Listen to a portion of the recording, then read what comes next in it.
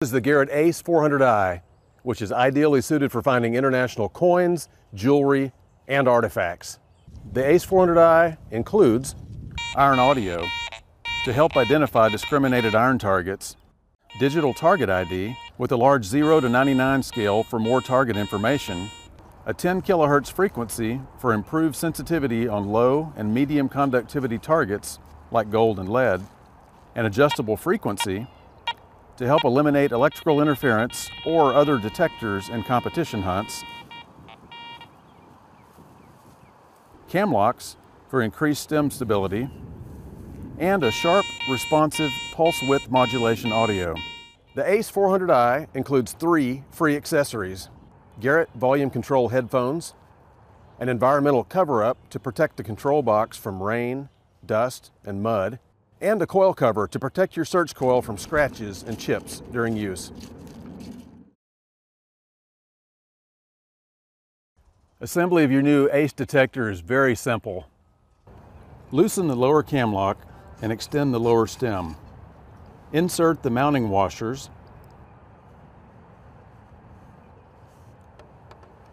Connect the search coil to the stem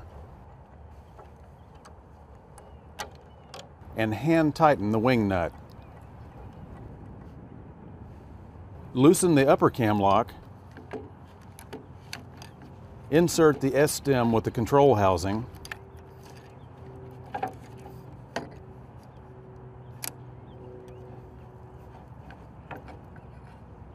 Adjust the lower stem to a comfortable height and hand tighten the cam locks. Wrap the coil cable snugly around the stem with the first turn over the stem. Insert the coil connector into the control housing connector and hand tighten. The arm cuff can be adjusted by removing the screw on the bottom and mounting the 2-piece cuff to the other hole.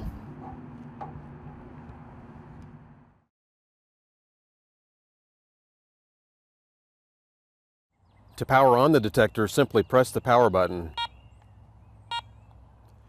To power off, press the power button and hold for about 1 second until you hear that second beep. To restore your detector to factory settings, simply press and hold the power button for about 5 seconds.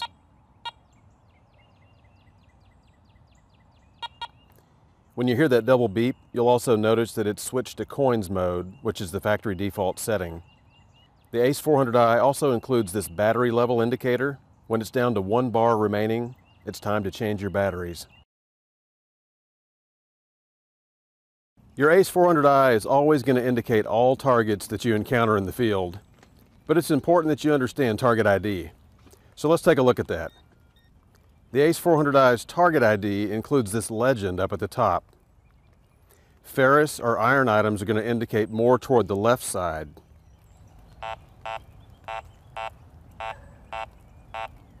Non-ferrous or more conductive items are going to indicate more toward the right.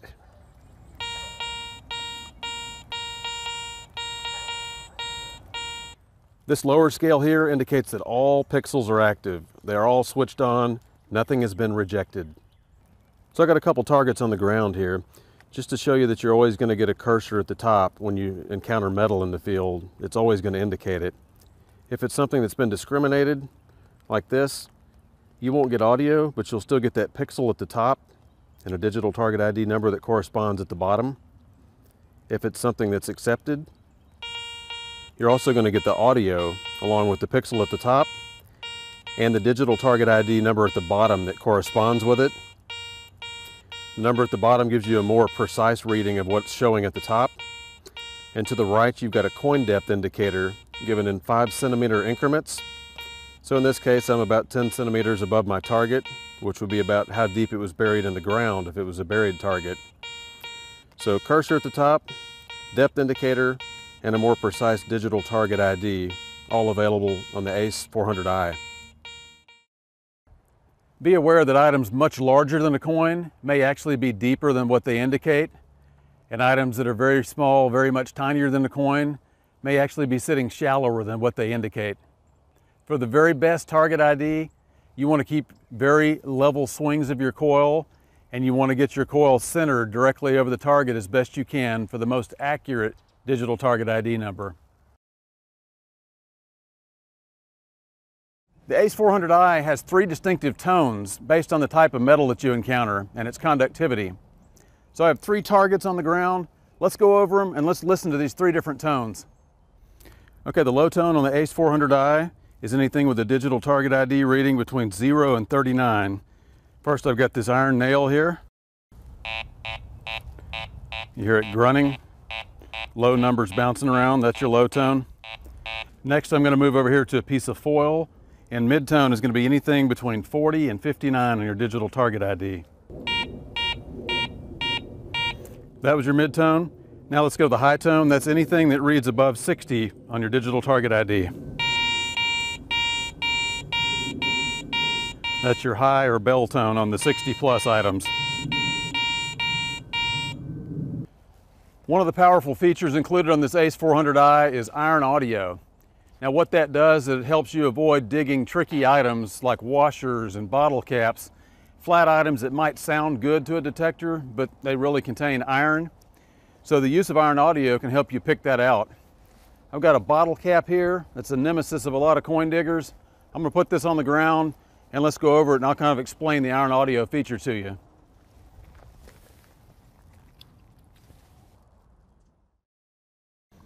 Okay, this is your iron audio button right here, the same as the power button. It's important to note that you must have some discrimination put in. You must have notched out some iron for iron audio to be functional. So what I'm going to do, here's a bottle cap. I've already showed you. I put it down. When I go over it, it sounds pretty good. In order for it to function, I need to discriminate out some iron. So I'm just going to jump right down here to jewelry mode, and that knocks out some of my iron. Let's go over that bottle cap again. Still sounds like a pretty good target, but let's check it for iron grunts by putting our iron audio on and go back over it again.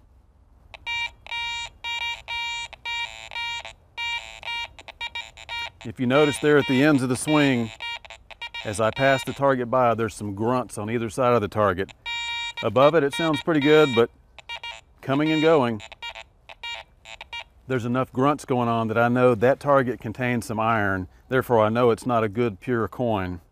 So that's the value of using the iron audio to check some of your targets.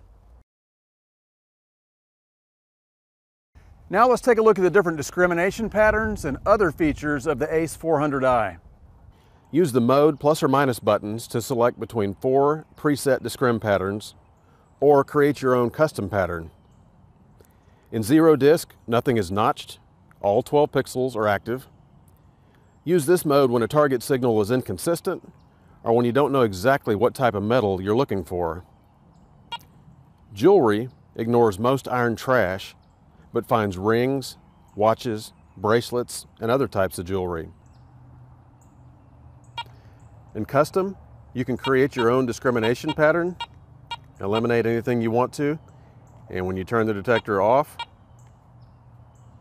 and back on again, it will remember that custom pattern that you created. Relics mode eliminates most small iron, but keeps lead, brass, bronze, and other lower conductors in play. Coins is designed to find all coins and eliminate common trash like foil, iron, and pull tabs. Be aware that some small jewelry could be missed with this pattern. Using notch discrimination, there's 2 ways to get rid of a trash target. To demonstrate this, I've thrown down a pull tab on the ground. So let's go over it and see what it reads. I notice where it reads, and what I can do is use these 2 buttons here, the plus and minus, move it over to where that spot was, hit the elim button to get rid of it, and now let's go back over the target. It's silent. I see the cursor, but I don't hear that target, therefore I won't dig it. If I want to bring it back into play, I just hit the elim button again. Now that item has been accepted again. The other way to get rid of a trash target is when you go over something you don't want to dig again, simply hit the elim button. Now it's quiet.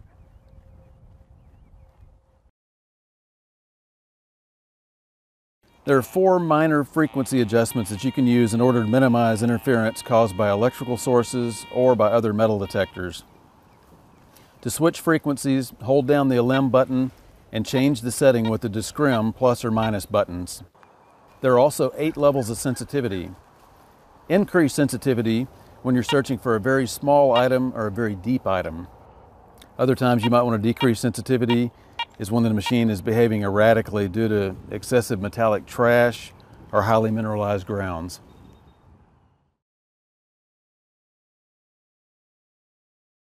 One important thing about your metal detector is knowing how to pinpoint properly. Of course, the ACE comes with electronic pinpointing, but let's go through a few different options of how you can do this. Pinpointing helps you dig a target quicker, lets you dig a smaller hole, and get on about your business of finding your next target that much faster. So to demonstrate, I've got a silver coin. Got a hole here a couple inches deep. I'm gonna put it in the ground, cover it back over and bury it, level that out. And then for demonstration purposes, I have this little blue plastic chip. I'm gonna put that right dead center over where we buried the coin. That way you can kind of visually see what's going on as we pinpoint. Now the first one we're gonna go through is just the basic electronic pinpointing with your pinpoint button. So let's use the pinpoint button and go through this first step. Okay, your standard pinpointing method. When you find a target out in the field, this sounds good. What I want to do is come to the side of it before I start to pinpoint because I don't want to be over the target and tune it out. So get to the side of where you suspect it is, hold down your pinpoint button. You'll see the PP appear on the screen indicating pinpoint mode.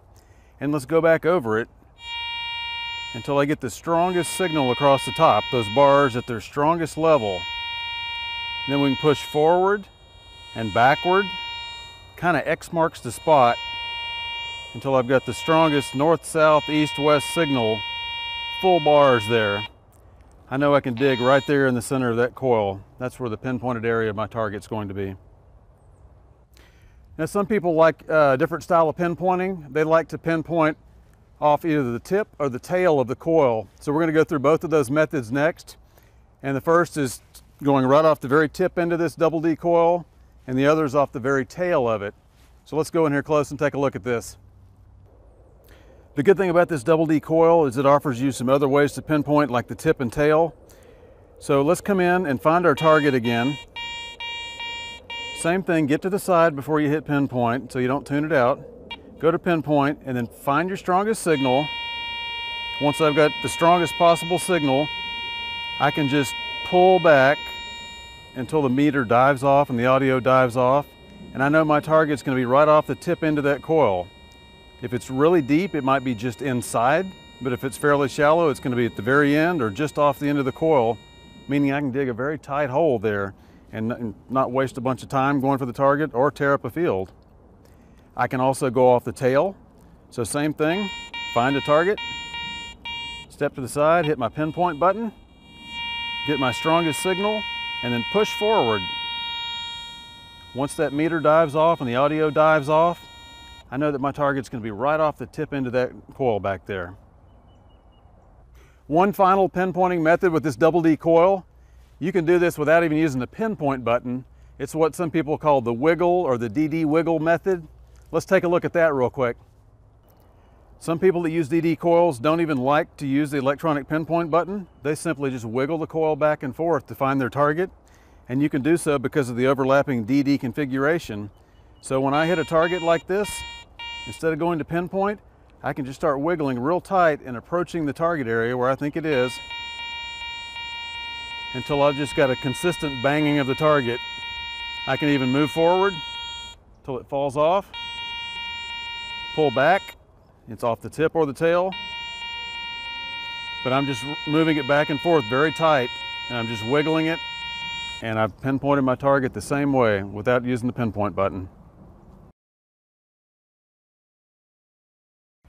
One thing you can do to understand your ACE 400i better is to do some bench testing.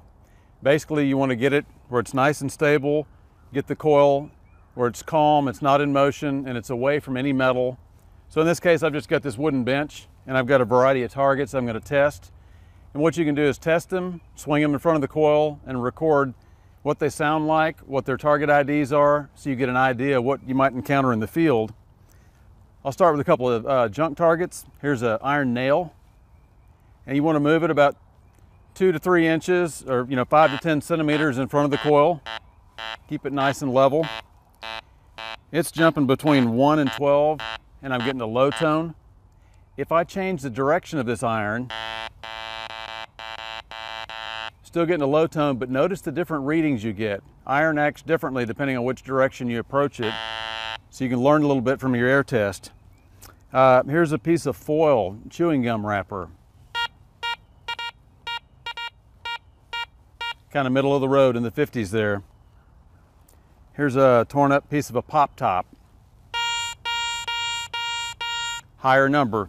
So that just goes to show you trash targets can hit all over the place. Here's a little gold ring. Kind of a mid-tone in the 50s. Here's an old Roman coin, bronze. Higher number, higher tone. Another little washer, a flat piece, junk iron. Definitely has a low number in the sound of iron. Here's a bottle cap though. You find a lot of these out in the field and they often sound like a good target. I scan across there, I've got a high tone and a clean sound. Now the iron audio can come into play on checking targets like this that have some iron content in them. What I have to do though is put it into a mode or go into some notching where I've taken out some of the iron. Iron must be eliminated for iron audio to work. Scan it again and it still sounds good, but if I put on my iron audio feature, now I'm getting some of those grunt sounds, that iron flanking sound. That tells me it's not a good target. Now if I was to hit my Roman coin again while I'm still in iron audio, that's still got a nice clean sound. So you can definitely learn from bench testing. These same targets, once you have a test plot outside where you've dug out all the metal and you have some clean dirt, bury some of those targets, scan them again at different depths and at different angles and see what kind of target readings you get and see how they can change sometimes. So a lot to be learned from bench testing and from having a test plot. Just a couple of things that will also help you understand your ACE 400i even better. Here's a few search tips to use with your ACE detector. First, keep the coil close to the soil at all times and swing it very level for the best results. Walk slowly in a straight line, swinging the search coil side to side at a rate of about 2 to 5 feet per second. Overlap the coil by half its length over each search area. The DD search coil allows easy separation of adjacent targets. Use narrow swings to isolate good targets from nearby trash.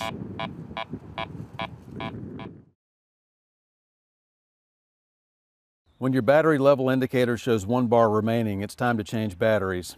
Nickel metal hydride rechargeable batteries can be used, but they may have shorter life per charge than standard alkaline batteries. 1.5 volt lithium batteries can also be used, but 3.7 volt lithium batteries will damage the detector and should not be used. Access the batteries by sliding the cover off the control housing. Remove the batteries when the detector will be stored more than 30 days. Avoid extreme temperatures, such as storing detectors in car trunks during the summer or in sub-freezing weather. Periodically disassemble your detector and clean the stems, control housing, and search coil with a damp cloth. This environmental cover-up helps protect your control housing electronics from dust, mud, and rain. Protect your search coil from scratches and chips by installing a Garett coil cover. Expand your search options with one of these ACE series accessory search coils. This small Super Sniper coil and this 5x8 Double D coil are ideal for searching in tight areas and in separating numerous adjacent targets in trashier hunt sites. Larger concentric search coils provide the greatest detection depth and the largest possible detection fields. The Garett Pro Pointer is highly recommended for all detectorists to speed their recovery of detected targets, to dig smaller recovery holes, and to identify multiple targets in close proximity. The Pro Pointer AT can even be used underwater to a maximum 10-foot depth. To learn more about your new ACE detector and to see the latest Garett accessories, be sure to visit Garett.com.